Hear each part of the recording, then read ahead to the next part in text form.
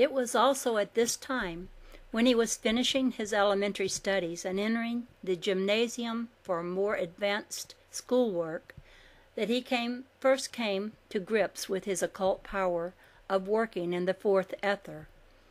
He had only to think of an object, and it would appear before him, exhibiting the normal appearance of mass, solidity, and dimensions.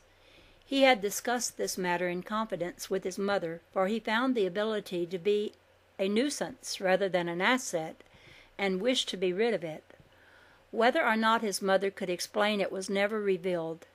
Now, in retrospect, it seems that she herself probably possessed the same power and understood it thoroughly.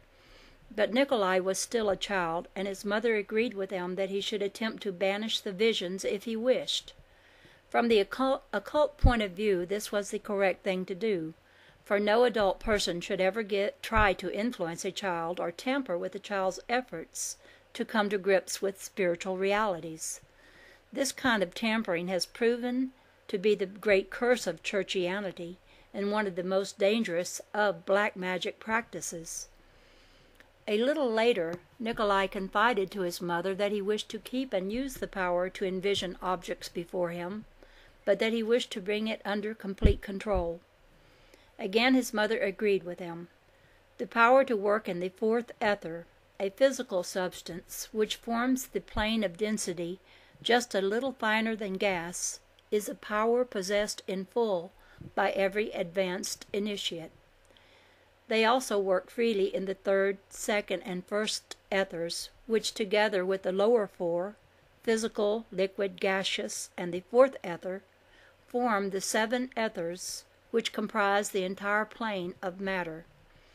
Scientists have not worked with the ethers because they could not see them, and it is not generally realized that the dense physical plane is only concretized ether, like it's made into concretized. There is nothing mystical about working in the finer ethers. In fact, it is a scientific shortcut.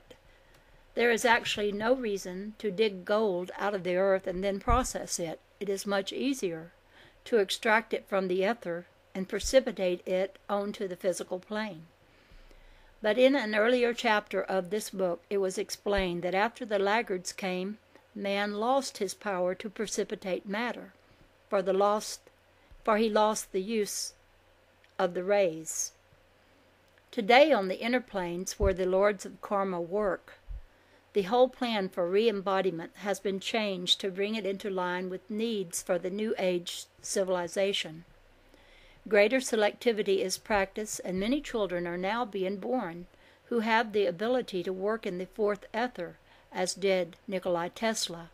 Therefore, the whole subject is one which should be thoroughly explored by scientists, teachers, and parents, if these adults wish to understand New Age children and participate in the civilization which they will produce. It has been stated by the spiritual hierarchy that within 300 years the entire race will be telepathic and will possess etheric vision.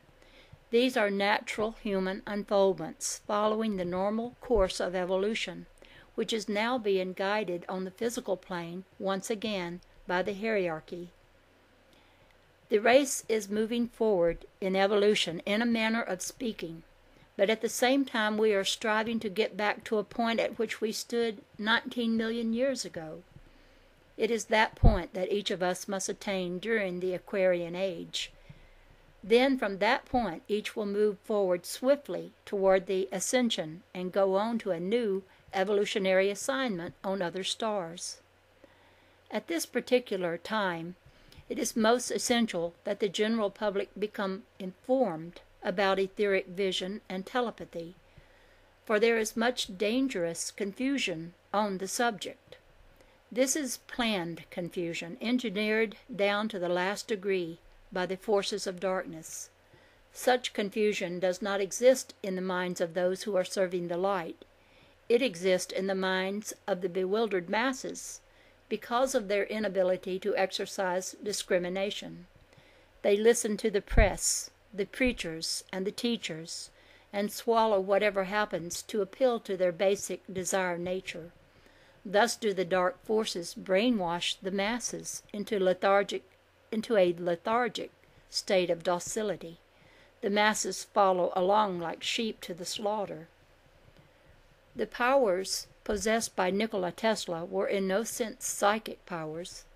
The ability to see into the fourth ether, to mold the etheric substance into machinery, as did Tesla, and then to test that etheric machinery and make any necessary adjustments, as did Tesla. All of this has nothing whatever to do with the astral plane. The astral plane is man-made. Astral matter is filthy matter. Tesla struck right through the astral plane and had no contact with it. As author H. Matthews has truly said, when Tesla wanted something, he went straight to God. In those dangerous times, that advice is the best possible. No, wait a minute. In these dangerous times, that advice is the best possible. When we want something, we should go straight to God and talk to Him about it. Today there are hundreds, if not millions, of people who have responded to ancient, decadent, Atlantean vibrations. The reason for this is because certain sections of the submerged continent are to be brought up in the very near future.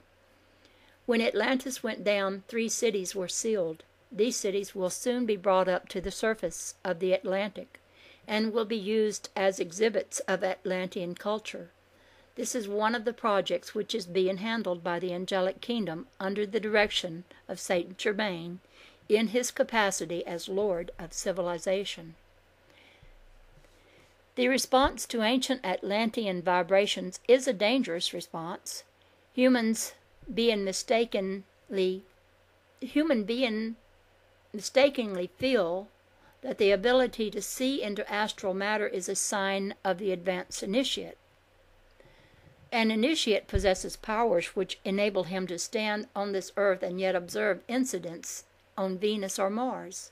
He can also look out over the earth and sweep the entire scene with one glance. He can look through the earth and watch activities within the dense physical globe. Thus it will be realized that the initiate is completely free. He can see above as below. The person with astral vision is a prisoner of his own limited and highly questionable power. If he has the ability to see auras, colors, and so forth, what of it?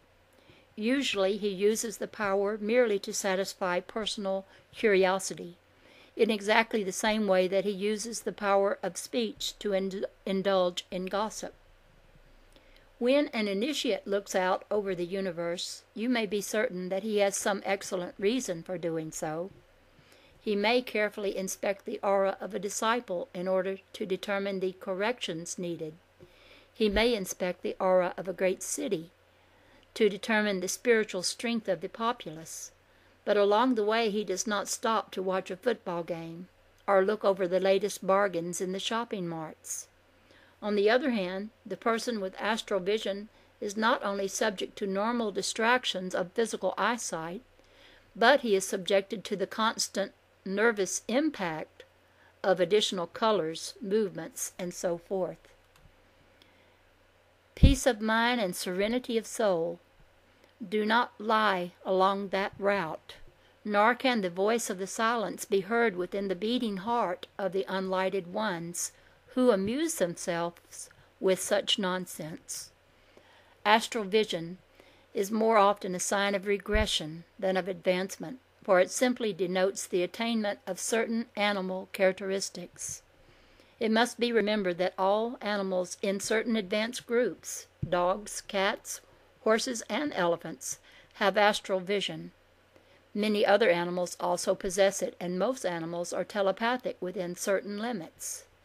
In humans, this type of clairvoyance is often associated with solar plexus telepathy, another animal characteristic.